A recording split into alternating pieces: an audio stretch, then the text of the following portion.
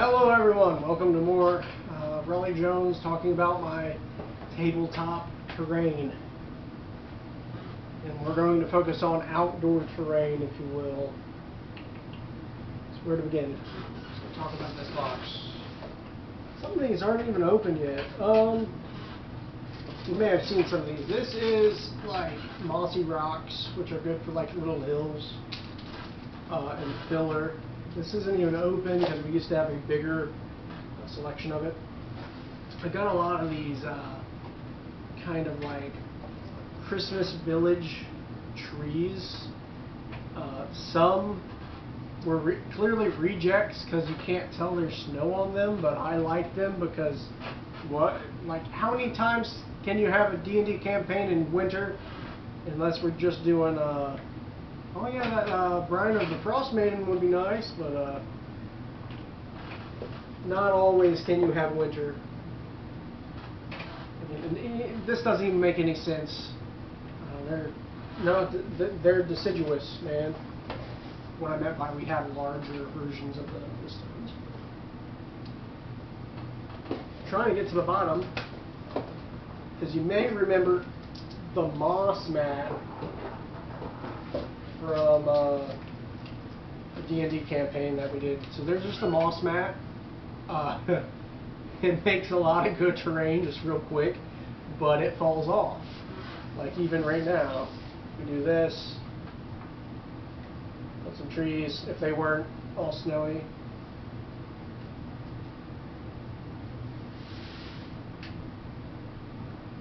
So you got cover and you can see everything and you can do gameplay. And if you're an idiot, you can decide to, like there's a Mossy Rock. You can knock down a tree and kill a guy. There goes a goblin. Oh no! Like, it's a really cool staple to have is one of these. But I think it was really expensive. I bought it when a craft store was going out and it was pretty pricey. It was pretty bad that was the case though. Let me go and empty out this box first before I put it all back in. So we have this, which if you go to like the dollar store, you can have like just dead twigs as plastic, and I just cut them up and made like spooky dead bark, like dead shrubbery. Same thing, like some of their flowers, that looks like some flowers. We also had, which is just nice to have, a variety of things. Pumpkins. You can have a pumpkin patch. Then you can get yourself like a spooky, can't remember it, a scarecrow. You can have a scarecrow fight a pumpkin patch, which is just iconic. Too bad I didn't have these when I actually did a campaign with a scarecrow in it. That is a theme with these videos. Okay, so we got pumpkins, we got nice white flowers, which I also used for the gravestones. In the previous video we talked about gravestones, but they're also probably somewhere in my outdoor. They got lumped into being stone instead of wood. Pumpkins. Again, the bases for a lot of these are just like kids' craft clay, which is nice because it's held up once you paint it. It's held up for a while now.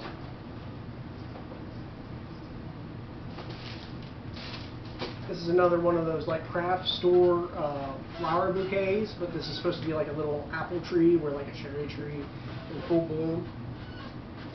Or with fruit, you can have people pick. People like to be resourceful in games. They pick their own food. You get more trees. I have so many trees. It's awesome. You can go if you have a Dollar Tree, go to them around Christmas. And you just can get filled up with again, like one tree for 15 cents. It's so much better than, and they're not that bad quality either. Now this is expensive and it's falling down in years. This is like a dead tree you would use for a fish tank. These were pretty pricey, but they're pretty useful to have this large dead tree or a tree that fell over in the way. It's nice and porcelain. I can't believe it's got tore up though. Let me see. We got these bushes. which are more just like getting craft store plastic things. These are like reeds. We got more pumpkins. We also got the white spooky pumpkin. I have a feeling that we're close to doing something different.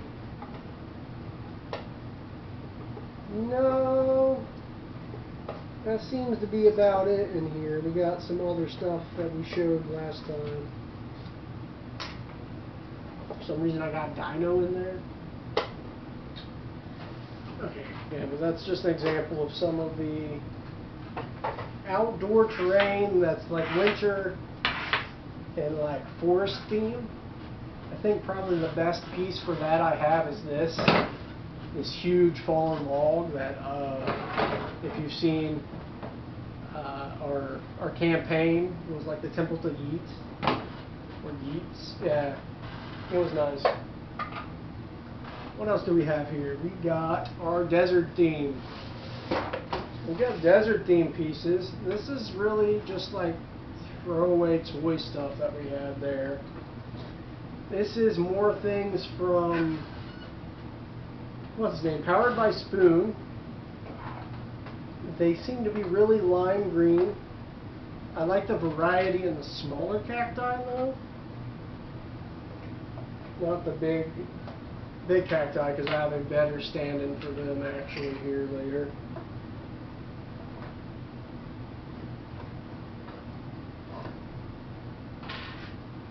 Then we got these, which come from like the classic dollar store cactuses. I like those cactus patches. Those are pretty nice. Where are we? Now we can get into some of the good stuff. Bam. I like the chunkiness of these. These are huge. They also got cactus blooms on them, which are nice. We even got some of the smaller ones.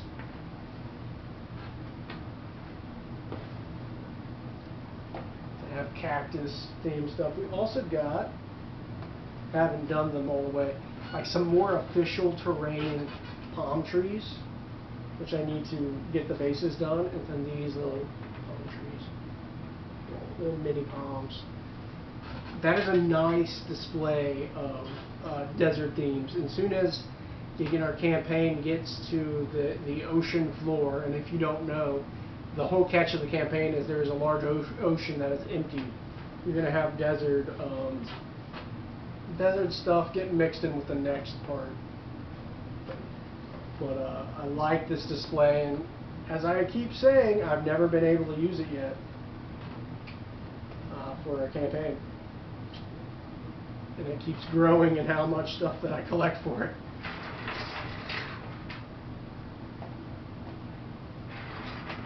Alright, our spoon pieces.